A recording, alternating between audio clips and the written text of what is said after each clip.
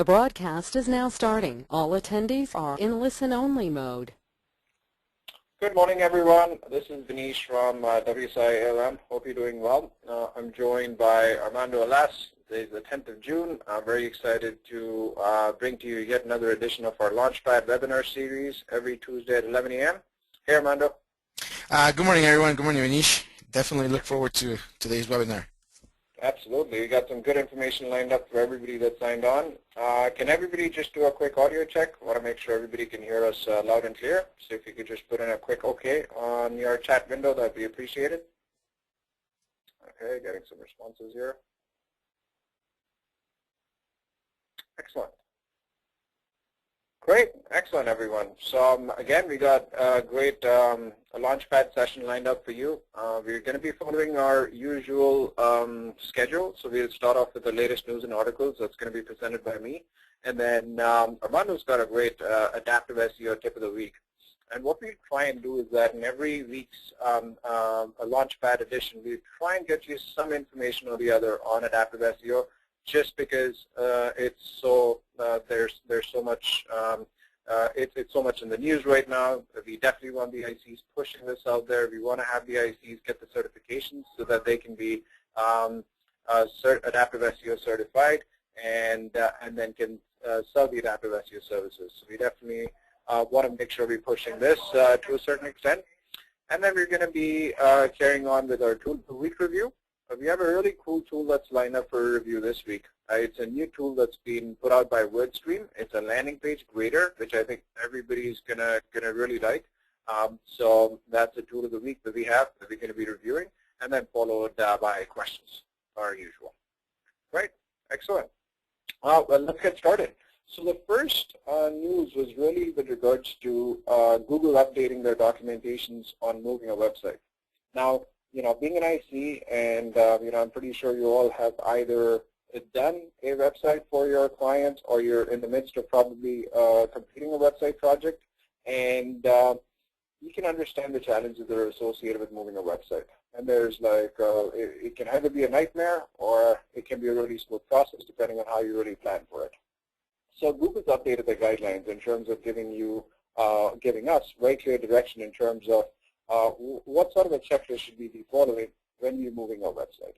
And they've categorized this in two different ways. So when you have a site that you're moving where there's no URL changes that are involved, and then when you're moving a site when there are URL changes involved, so the actual URLs are changing. And let's actually walk through this a little bit, because this is really important, and we do a lot of site transfers for the ICs. So this is good information just to kind of run through. So Google's laid it out all nice and properly. So when you're moving a site with no URL changes, they give you a full checklist in terms of setting up your new hosting infrastructure. Here I'm just going to go down here. So as you can see, it's all laid out in black and white. Set up the new hosting infrastructure. What should you be doing when you are setting up your hosting infrastructure? So it's giving you all the best practices that you need to take into account. And then the next step is to actually start the site move. So what all do you need to do in order to actually move your site, remove any temporary blocks to crawling, update your DNS settings, and then the last step pretty much is your site monitoring, making sure that the traffic is consistent, keeping an eye on that, and then shutting down your old hosting, because you don't need the old hosting anymore. So when you're doing a site transfer without any URL changes, it's pretty smooth. As you can see, there's not a lot of issues associated with it. But when you're actually moving a site that has URL changes associated with it, it gets a little tricky. And as you can see, there's a little bit of an extra step over here that's actually involved, which is the preparation of a URL mapping. So this is the tricky step that needs to be involved when you're actually moving a site with the URL changes. And this essentially revolves around these steps that have been laid out. And again, Google's done a great job of putting this checklist together. So again, follow the process, determine your current URLs, start with your important URLs, look at your sitemap, and then you have to create a mapping of your old to the new URLs. So make a list of your old URLs, make a list of the new URLs that the old ones are now pointing to, and then if there's any annotations that you need to take care of, If there's any canonical tags you need to put in because there's duplicated content, you need to take care of that. Update your internal links just to make sure that there's no broken links on your website. Prepare your 301 redirects. This is probably one of the most important steps that a lot of the ICs and a lot of the clients miss out on when they're doing site transfers with URL changes, that they forget to 301 the old URLs to their respective new pages.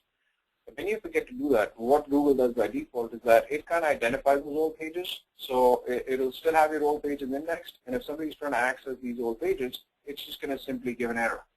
And you don't want that because you just lost this visitor that was coming to your website.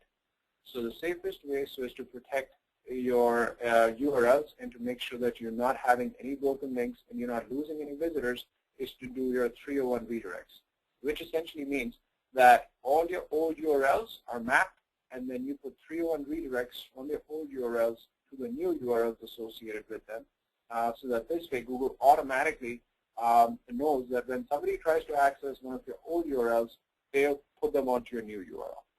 So this is very, very important. And again, a lot of the times this step is missed out. You know, the site goes live and the old URLs are still there, leads to a whole bunch of 404 error pages, which is not at all good for the search engines. Everything should be done in the staging environment. So even when you're doing the 301 redirects, test everything out in the staging environment.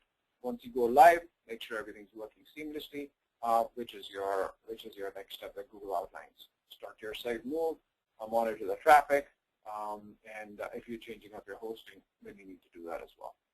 So again, I suggest that everybody take a little bit of time out and actually read through this information that Google's put out there for moving your website with either no URL change or a site with URL changes. There's some great information here. And the way that Google's laid it out makes it pretty straightforward to understand.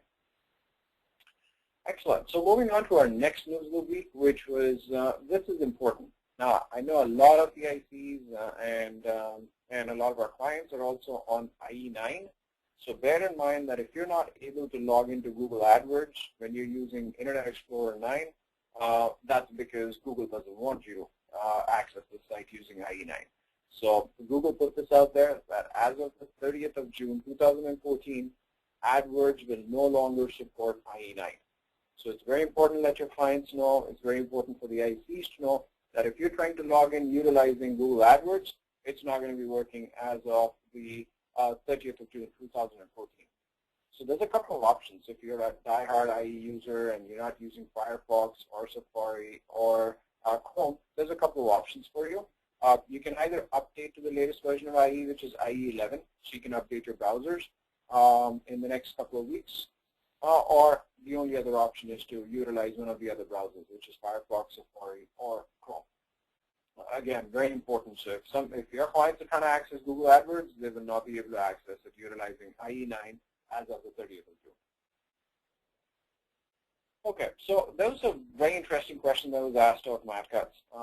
So one of the users asked Matt Cutts, how do you rank pages that don't have a lot of links? Right? So, and again, I mean, a commonsensical question. We never really heard from Matt Cutts previously on this officially. So it was kind of like an interesting question that was posed to him saying, look, you know, here's a page that I have, but it doesn't have a lot of links that are pointing to it. So how is Google going to understand its relevancy, and how is Google going to be positioning it in its index? And what sort of a position can I expect for a page that does not have a lot of links? So Matt Cutts had, you know, a pretty good response to this, so as to really understand you know, how Google looks at things. So what he's basically saying is that, look, in order for me to understand, to answer this question, now you have to kind of look at Google saying, thinking, okay, there's not a lot of links that are pointing to this page. Let's say there's not a lot of linking happening on the internet. How do I really index this particular page? So what Matt Cutts said is that if your page does not have a lot of links, it's going to index that page based on the actual information that's on the page. So it's going to analyze the text, it's going to look at the keyword semantics, it's going to look at what the overall page context is all about, and then based on the competition for that particular keyword to rank for, it's going to position you know, the page in its index. Again, comes down to the text that you have on the page. That's essentially what he said. So Google's going to come in, the spider is going to come in, crawl, analyze the page, try and understand what the page is about in terms of the keyword density of the keywords that you're trying to focus on. With the Hummingbird updates, you also want to look at what's the theme for the page. So you can be going after a series of keywords for that particular page that are related to the same theme, so as to help Google make an easier determination of what your page is about. And this is really important because when we're doing SEO and we're putting this information out there, it gets so confusing a lot of the times because we're looking at links, we're looking at a whole bunch of on-page optimization, meta tags, image tags, header tags, that we forget the basics. And the basics is all about content. What's the quality of content you have on your page? If it's good quality content, great. That's exactly what it's going to take in a perfect scenario for Google to rank your page. And that's the basics that we sometimes forget. Now, Matt Cutts does say that we take a lot of attention to keyword density, but we also know when you're keyword spamming and when you have the ideal density. So make sure that you're not keyword spamming, because if you are, then it's like you'll be served some sort of a penalty. So the best thing is make sure that you have enough mention for keywords that are related to that particular article, but not to the point where you're essentially telling the spider that I'm spamming this page for this particular keyword. So this is an interesting question that he mentioned, because when we do put out content for a website, we don't get links right away for that particular content piece, right? So he was trying to clarify as to how to help people that don't have a lot of links for pages in order to rank high. Okay, so as some of you might be aware, Google had the Panda 4.0 update that happened recently. It took place a couple of weeks back, and there were sites that went up, there were sites that went down. So we wanted to kind of clear the air. There's a great article that's actually on Search Engine Watch right now that's talking about how the Panda 4.0 really impacted, what kind of sites it impacted, the kind of an impact that it had. All right, so we wanted to spend a little bit of time on Panda 4.0 this week, so as to again bring all of you up to speed on what this latest update by Google has done and what kind of sites has it really impacted. So based on this particular experiment that the author did, and he looked at about 125 different websites that were penalized after this latest update that happened a couple of weeks back, what he saw was that sites that were syndicating content, which means that they weren't producing original content, but were actually syndicating content from other sites. That's the first criteria. The second criteria is that sites that had thin content, which means that they weren't addressing the topic that they were related to extensively. They just had, let's say, 100 words related to a particular topic, as opposed to actually writing a nice descriptive, in-depth post or an article about that particular topic. Or sites that were keyword hoarding, which means that you had one page, let's say, the home page or one of the inner pages, that was actually ranking for over 40 or 50 different keywords, as opposed to like, a group of keywords, which is kind of like their core focus. And a lot of the SEO companies try and do that, which is not a best practice. They try and rank your page for like a whole bunch of different keywords. And that's never a good tactic, because you might get some easy wins, but in the long haul, you're going to get penalized. So these three main aspects were what Panda 4.0 went after. Just to repeat, one was sites with content syndication. So if you weren't producing original, unique content and you were syndicating content from other sites, they went after you. If you were having thin content on pages that didn't really explain the topic at hand extensively, and you were doing a very superficial job as far as addressing that topic was concerned, they went after those sites.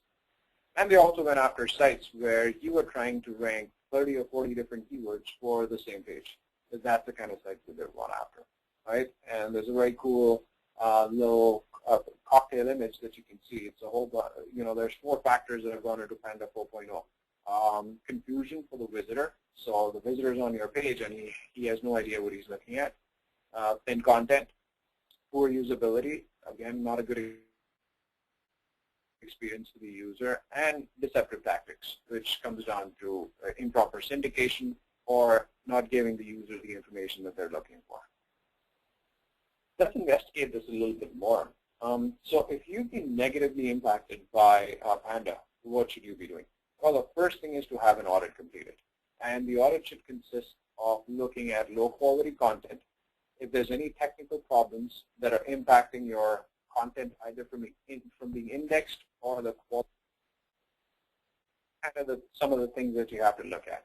So analyze the site properly, more specifically focused on content as far as the audit is concerned. And then you should also be looking at any technical issues that the site might have, and you can utilize Google Webmaster Tools for that purpose to try and understand if it's giving you any errors. So that's the first thing that you should be doing. Once you find the low quality content, you should do something about it. So the simplest thing to do with low quality content is to remove it from your website and replace it with good quality content, in-depth content. That's the best way so as to fix up any issues that are related with Panda 4.0. And if you've in particular been penalized because of Panda 4.0. So remove the low quality content and then replace it with high quality content and then start gauging the results on a weekly basis. The good thing is that Panda's update takes place every month. So there's a good chance that if you actually take the steps of removing your bad content and then replacing it with better content, Google's going to index you quickly and you'll have recovery pretty soon.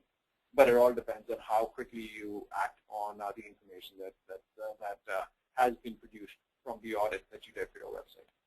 But that's a good thing. So the good thing is that Panda's update, Google's coming in and looking at it every month.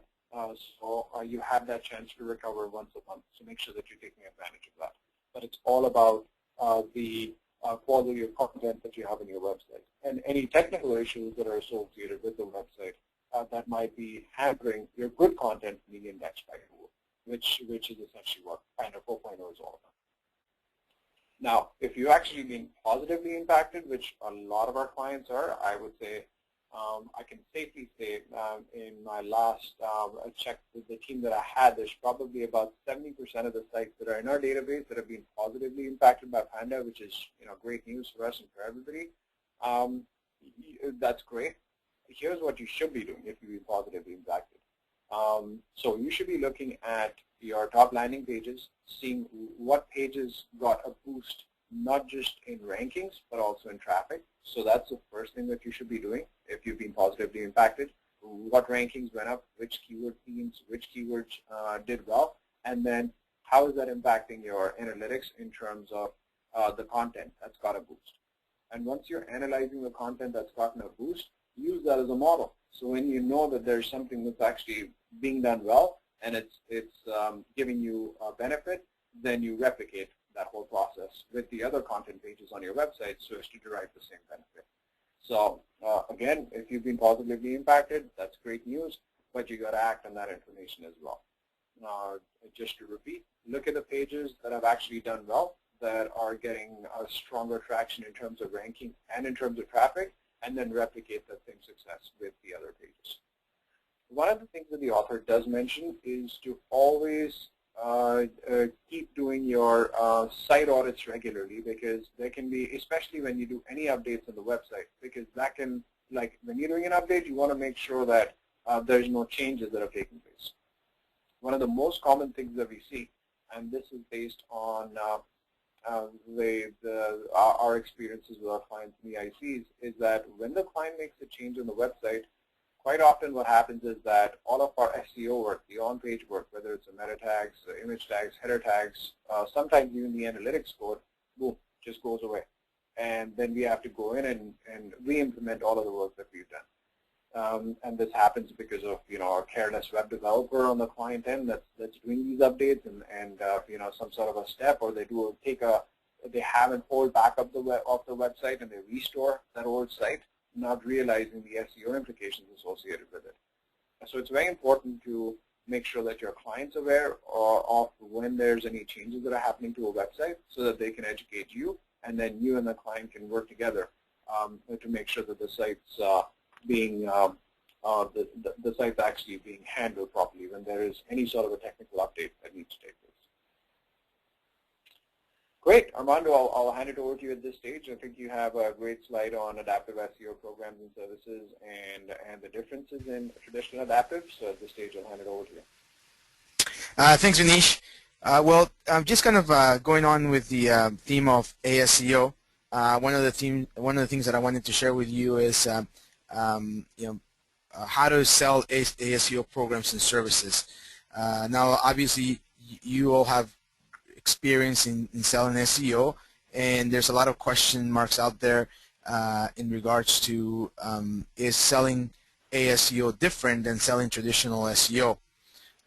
So kind of wanted to give you a quick snapshot about this, so that way you feel a bit more confident if you are completing your certification or you're thinking of completing your certification, some of the requirements, etc. And also, most importantly, if you are actually looking forward to selling ASEO and you're going out there doing proposals, presentations, what are the best practices, or what is the best way to prepare for these meetings? So number one, to demystify, I guess, ASEO, in reality, the difference between traditional and ASEO selling, there's not much difference. In regards to the actual formula or program components, there is a difference in regarding to deliverables and tasks and activities that you do using ASEO practices. However, in selling ASEO, really one of the main key things is educating your prospect or client. Now, if it's a new prospect, definitely it's a bit easier to educate because maybe they've had some experience with SEO in the past, and really they're listening to a fresh voice, fresh consulting recommendations coming from you. Now, if it's your existing client that you want to transition to ASEO, an ASEO package, then it is about re-educating. So it's kind of going back as a consultant and really looking at their existing SEO program and finding a way to educate your prospect, your client, in the new practices. That way they have a clear understanding. Again, we talked about this last week, and I wanted to share that with you again. It does require qualifying your client. Okay, so part of being an effective ASEO evangelist or consultant is to be able to qualify your clients. So we talked about making sure that they have a sizable budget, really being very clear with your client that this new program will require patience, and definitely it's a long-term strategy. So they have to be willing to invest the time and money in social media.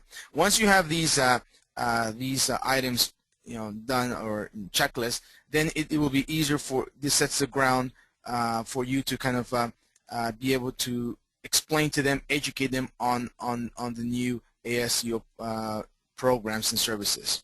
Okay, so another question that we get a lot is, in the past few weeks we've been getting a lot of questions from the IC community is how to best position ASEO services. What is the secret formula?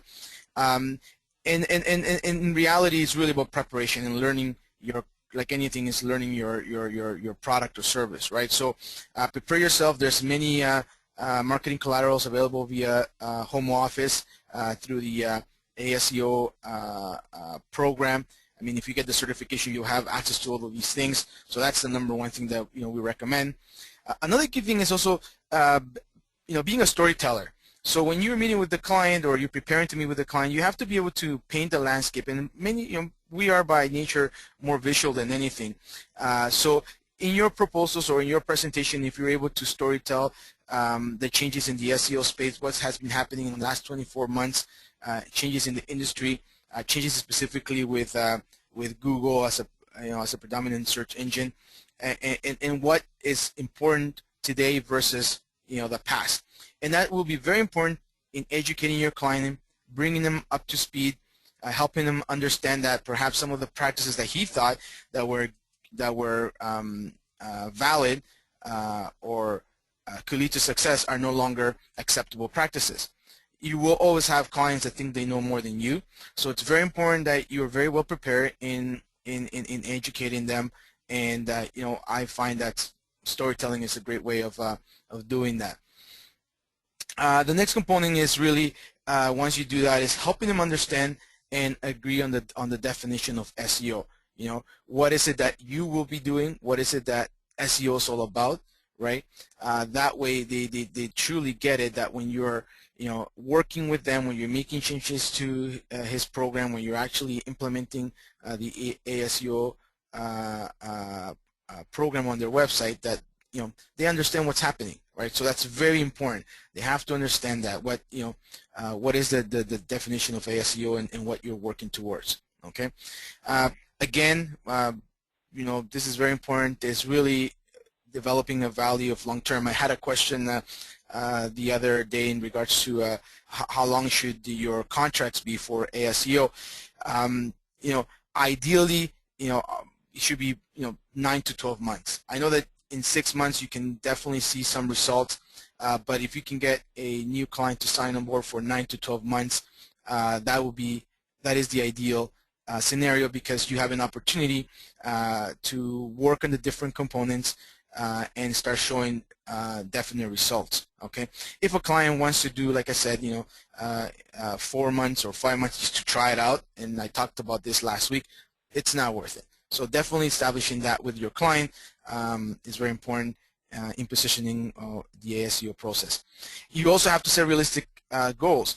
Whenever there's a change in a campaign, you have to make sure that your client understands that, you know what, maybe the first 2 months they're not going to see a lot of changes. Maybe even their traffic may dip, you know, because we're now looking for higher quality traffic. So, you know, it's the whole issue between quality versus quantity, right? What is their goal? Right, so you have to be able to set some realistic goals with them, and those expectations have to be made up front. So that way, as you're working in the project, you know that you have about 3 months leeway to start generating some positive results for the client, small wins.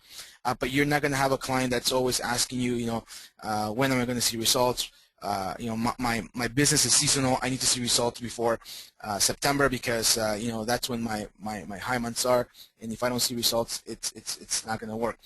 This is not a client for ASEO, so it's very important that you establish those goals and expectations, and also educate the prospect about proper SEO benchmarking. So measuring the KPIs.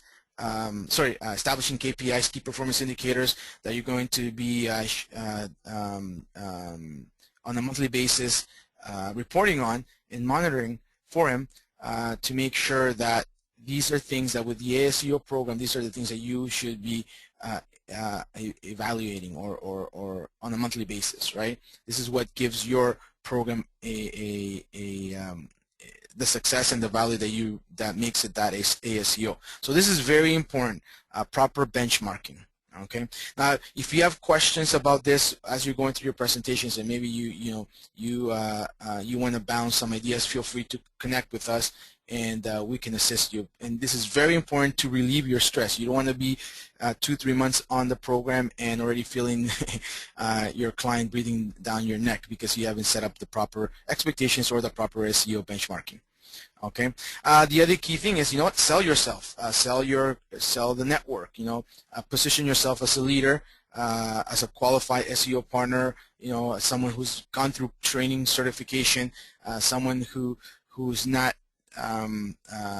just a person who came up with this idea of ASEO, but a collection of ideas and network with different individuals being part of different entities that came up with what adaptive SEO is all about. So that's very important, to position yourself in WSI as an SEO thought leader, and that's definitely what's going to make a difference between you and the competition. This is where obviously your salesmanship skills will have the advantage if you're able to build that trust and that relationship with your client based also on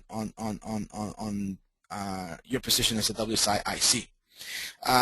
I'm also going to, if you want to see the ASEO webinar we had a few weeks, feel free to go to our YouTube channel, refresh yourself, know the history behind ASEO, so that way you can better educate your clients. But in reality, like I said, one of the key things about selling ASEO programs is for you to educate your client, arm yourself, prepare yourself with the right information, and that's going to help you close more deals.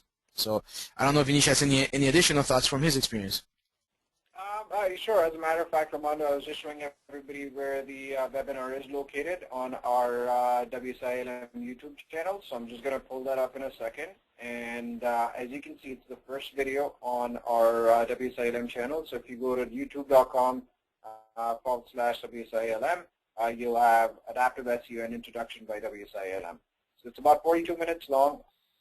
So everybody will have to hear my voice for that long. Apologies for that, but it is good information. There's a lot of information in this particular webinar, and we actually take you through the entire methodology, all the different tiers that are part of Adaptive SEO, and we break all of that down for you.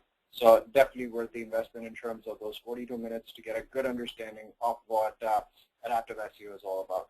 And the only other thing that I'd like to reiterate what Armando's mentioned for everybody is that at the end of the day, it really all comes down to positioning.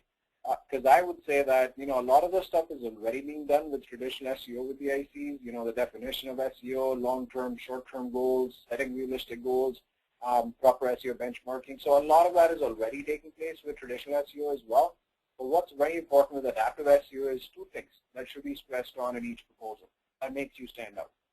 One, that there is nothing like this out there in the market today.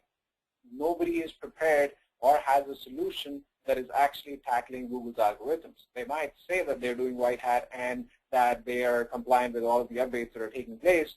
All the prospect really needs to do is ask them how. How are you ensuring that you are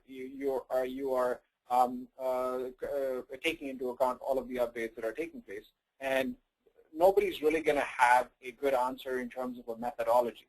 They might have answers, but nobody's going to be able to encapsulate an answer like us, like our ICs, utilizing Adaptive SEO, because this is the whole methodology.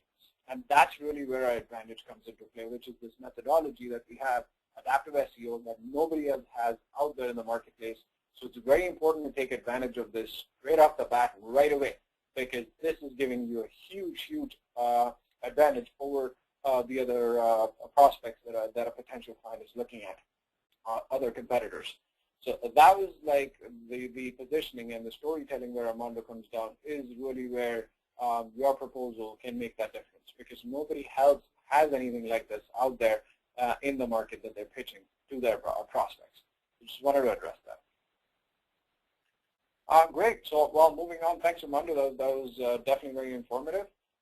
So we have a really cool tool. So WordStream, the company, always comes up with really, really cool tools, and they have an Adwords grader tool that we demoed about a couple of months back in one of our LaunchPad editions, where you can actually log in and get your entire Adwords account graded, and it actually grades your Adwords account based on how well or how poorly you're doing. Well, they've come up with a really cool new tool where they actually grade your landing pages in your PPC campaign. So I'm going to give you a quick demo of this tool. So this is kind of like how it looks like. So the URL is pretty straightforward. It's wordstream.com/landing-page. And then you come to this particular page, and all you do is just put in your company name, you put in your industry, put in your first name, your last name, your email address, and your work phone. Click on your business type, an advertising or an agency. Do you have an AdWords account? You have to have an AdWords account, so you have to click yes. If you click no, it's going to actually send you to create an AdWords account. So you need to have an AdWords account, and then you hit continue. Okay? When you hit continue, what it's going to do is that it's going to basically have you accept your the fact that WordStream wants to review your campaign. Go ahead and do it. There is no downside to this. It's not going to steal any information or any data. Well, technically it is, but it's not going to really misuse any data that it's doing, because it's just an API that's querying your AdWords interface so that it can collect the data and give you information, right? So just accept it, and then once you do that, it's going to run the report. The report kind of looks something like this, and we've actually run a demo report for you, so we're going to show you that in a second. But you can actually even look at some of the benefits of using the AdWords landing page grader. They've done a really good job with the sales page, because that's essentially what this is. It's kind of like a sales information page. So they have a lot of information on this page about landing pages. Again, a great read. So when you actually run the reports, we ran it for one of our accounts. Here's what we're looking at. So we have a $9,700 spent on a 90-day period for this particular campaign that we're running. We generated about 13,000 clicks. There's 82 different landing pages, and these are product pages because this is an e-commerce website that we're doing this PPC campaign for. And there's 82 different product pages that are being utilized for this particular campaign, which is why 82 landing pages have been identified by this particular tool, the WordStream Adwords landing page grader tool. And there's 312 conversions that have been generated. Now, it's giving us an overall grade of 41%, which I think is a little unfair, but I'll show you as to how it's grading it. Overall, you're looking at our average conversion rate of 2.4%. This is really cool because it actually tells you that in a similar industry, what sort of a conversion rate are the other advertisers getting. Now remember, all of this information is strictly indicative, right? This is not, you have to take it with a grain of salt. It's not written in stone. This is what's going on. But bear in mind that WordStream has a lot of PPC info and a lot of PPC data from a lot of different industries. So it's going to actually give you that conversion rate that you can benchmark yourself against, which not a lot of tools can boast about doing that. So this conversion rate is very important. So your average conversion rate, our average conversion rate right now is about 2.4%, kind of healthy. We took this campaign when it was a conversion rate of 0.8%, and we've taken it to 2.4. It's telling us that the similar advertisers' conversion rate is about 4.8. Then what it does is that it actually highlights our top 5 landing pages, and it breaks down the landing pages performance. So one of the landing pages is the US homepage. It's got an average monthly spend of $1,500. It's got 20 to 80 visits and about 110 conversions. So it's running at a 5% conversion rate, which is a pretty healthy conversion rate for an e-commerce website. Then you have, the second, third, fourth, and the fifth landing page. As you can see, there's a .com and a .ca because of the US and Canada geo-targeting that we have. Plus, this is a product page, the stem cell activator page, which is a product that this company offers. And then you can look at our conversion rates overall. It takes it a step further, so you can actually click on each of the pages, and it's going to show you the details. So, like, let's say it's comparing a conversion rate. So when you look at a conversion rate for the industry, you can see that the average conversion rate in the industry is 4.8%, and we're running at about 7%. So it gives you a little message saying, congratulations, your conversion rate is higher than the average. So for this particular landing page, our conversion rate is at 7%, right? And then it shows you the 5 keywords that you spend the most on and how frequently they appear on your page. It's telling us that these keywords don't appear on the page. There's a reason for it because there's branding issues. These are product pages or the home page, and the client's very particular about the kind of content that needs to be on the pages, right? So there's a reason for that. Again, like I said, take the information with a grain of salt, but regardless, it's a really good sort of like a grade or a checklist to have, right? Then it looks at a checklist. So in this case, our campaigns pass that checklist. 1 campaign per landing page. Optimize your page for mobile. Use header tags. Have a clickable phone number on your page. So we passed all of this. Where we failed is there's no lead form present on the page. This is a little misleading, and maybe the tool needs a little bit of work because there are 2 forms on the page. There's one which is a newsletter form that's on the page, and then there's a second form which is the actual e-commerce form. You click on it, and it takes you to the next page to fill up your e-commerce info. Keep your forms concise, giving you that information. So as you can see, it kind of gives you some good information broken down, and then you can look at all of the individual 5 landing pages and how they do. So it's good information to have. Again, take the information with a grain of salt. But what I particularly enjoy is the conversion rate metric. That's something that's a really powerful information because WordStream is sitting on a huge gold mine of our database when it comes to the conversion rates in the industry. So that is something that is pretty interesting to look at and benchmark our campaigns' conversion rates as compared to our industry. All right, great. Well, hopefully everybody's enjoyed this presentation of our LaunchPad webinar and our tool of the week. Again, if there's any questions that you have, please feel free to reach out to us, myself or Armando. Here's our contact info, and we can definitely get in touch with you, set up one-on-one consultations with you, and address any queries, any questions that you have. So I do have some questions, so I'm going to start taking questions now. Jeannie's question was addressed. And then we have a question from Mark Patton. If adaptive SEO is not for seasonal business, is there any SEO that is appropriate for seasonal businesses? This is a very good question, Mark. I would say that adaptive SEO can be potentially utilized for a seasonal business, and the way that you could utilize it for a seasonal business is that, let's say your business has 4 peak months. Let's say the summertime is the best time of the year for your business to get the most amount of traction. Let's say June, July, August, May, June, July, and August, right? The way that you can position adaptive SEO is to start work in the prior 8 months so as to position your client where they need to be when their season hits. So from that perspective, adaptive SEO is for the seasonal businesses as well, because it helps you get to where you want to get to. So if your goal is to rank, let's say, for 20 or 30 keywords, get X amount of traffic and X amount of conversions out of that traffic, then you have to start about 7 or 8 months in advance, and then make sure that you get or hit your goals when your season comes in. So, in short, yeah, I would say that ASEO is for seasonal businesses as well, as long as the client is not expecting miraculous short-term results overnight, because that's not going to happen. There's, again, adaptive SEO is like traditional SEO, where you have to write good content, and if you're following all the white hat practices, it's going to take a bit of time to rank, but the results will be longer lasting. Great, I think that's about it. Terrific. Thanks everybody for attending our LaunchPad edition today, and we look forward to seeing everybody next week, Tuesday. Hope everybody has a terrific week. Thanks everyone.